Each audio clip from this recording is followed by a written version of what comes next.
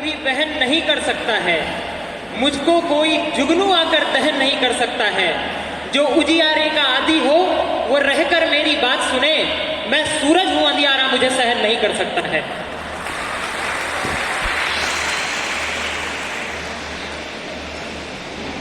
आदरणीय स्वामी विवेकानंद जी और ये संस्था जिनके करकमलों से है, पूर्व प्रधानमंत्री श्रद्धेय पंडित जवाहरलाल नेहरू जी को श्रद्धा सुमन अर्पित करने के उपरांत मंच पर उपस्थित मंचासीन उपस्थिति एवं अतिथिगण, आप सभी को मेरा कोटि कोटि प्रणाम।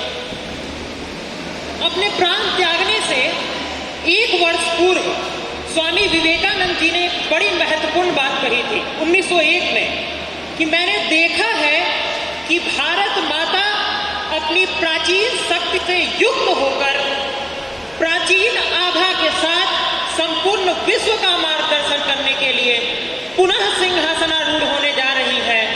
तो मुझे लगता है कि आजादी के अमृत काल के इस पहले वर्ष में विश्व की 5वीं सबसे बड़ी अर्थव्यवस्था ब्रिटेन को पछाड़कर बनना और G20 की अध्यक्षता एक साथ मिलना, यह साबित करता है कि महापुरुषों के कथन कभी निरर्थक नहीं जाते। और इसलिए आज बड़ा महत्वपूर्ण हो जाती है नेचर, यानी प्रकृति के सारे संसाधनों का व्यक्तियों को दोहन करना चाहिए। और यही कारण है कि आज की स्थिति में प्रकृति के दोहन की वो प्रक्रिया आज उस स्थिति में पहुंच चुकी है कि आज की तारीख में पिछले 100-150 वर्षों में पृथ्वी का तापमान 1 डिग्री सेल्सियस बढ़ा है।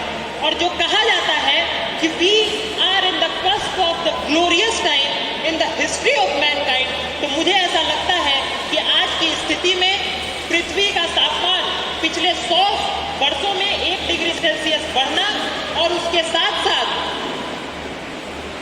ऐसी घटनाएं होना, ये इस प्रकार से इशारा करता है कि अगर हमने सही कदम सही वक्त रहते न उठाया तो आने वाले वक्त में मानव सभ्यता के एग्जिस्टेंस पर ही प्रश्न चिन्ह खड़ा हो जाएगा। और इसलिए मुझे ऐसा लगता है कि लाइफ स्टाइल फॉर एनवायरनमेंट जैसे विषयों पर बात करना बहुत महत्वपूर्ण हो जाता है।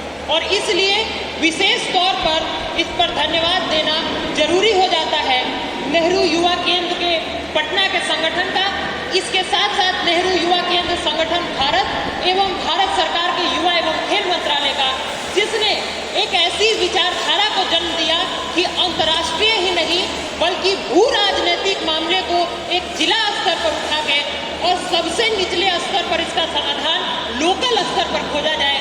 मुझे लगता है कि ये ताकीफ योग बात है।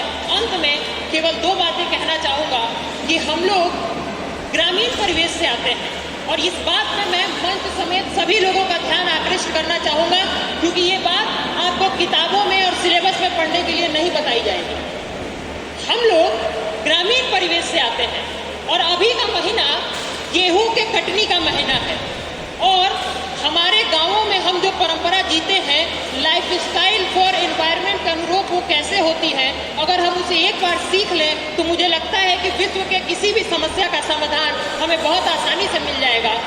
ये बात बड़ी ध्यान से सुनिएगा कि गेहूं का फसल जब पहले पहले कटता है तो उसके नीचे का हिस्सा सबसे पहले किसको जाता है? पशुओं को जाता है। गेहूं की बाली जब निकाली जाती है तो बाली किसको जाती है? सबसे पहले पक्षियों को जाती है। उसके बाद उस बाली को जब पीसा जाता है और आटा बनता है तो सबसे पहला आटा चींटियों को जाता है। उसके बाद उस आटे को जब गूंथा जाता है तो रोटी बनाने से पूर्व वो आटा मछलियों को जाता है। उसके बाद जब रोटी बनाई जाती है तो पहली रोटी गाय को जाती है, अंतिम रोटी कुत्ते को जाती है। मुझे ऐसा लगता है कि दुनिया में कोई ऐसी परंपरा नहीं है जो प्रकृति के अनुरूप इस तरह की जीवन शैली रखे हो।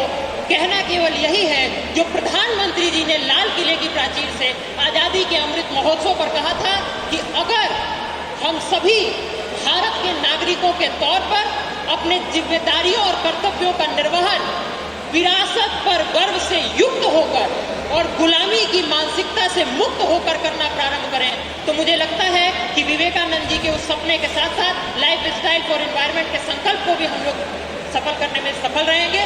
अंत में सुमित ओरछा जी के 2 पंक्तियों से बात समाप्त करूंगा कि कहा विवेकानंद ने जैसा लक्ष्य महान बना, कहा विवेकानंद ने जैसा लक्ष्य महान बनाए हम, सारे जग का जगत गुरु फिर हिंदुस्तान बनाए हम। धन्यवाद, बहुत बहुत धन्यवाद।